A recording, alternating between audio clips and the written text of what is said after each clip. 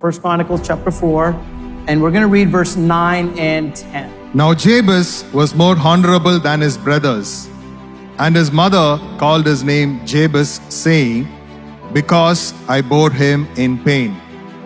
Now Jabez called on the God of Israel, saying, Oh, that you would bless me indeed, and enlarge my territory, that your hand would be with me, and that you would keep me from evil, that I may not cause pain.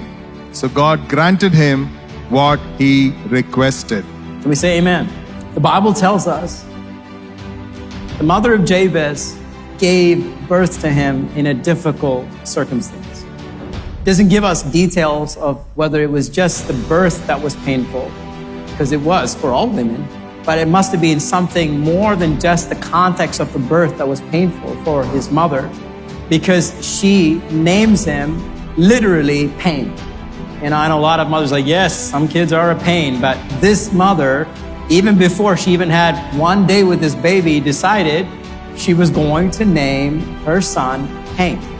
Now, both in the Old Testament and today as well, in context, names have significance. We don't name children flippantly. We give a lot of thought to names. And names have and had a prophetic sense, more so for the Jewish group of people. The Jewish culture really valued names and what they signified, because it was a prophetic utterance of what God would or could accomplish through that individual who was given that name. So for Jabez to be given a name with such a strong meaning, which was in the negative sense, pain, was kind of a death sentence on his life, in the sense of there was a curse hanging over him. So Jabez, literally, from his situation where he was destined for sorrow, destined for a lifetime of what was name was, which was pain, he says, I am not going to accept status quo. I'm not going to take what my mom said about me or what society says about me.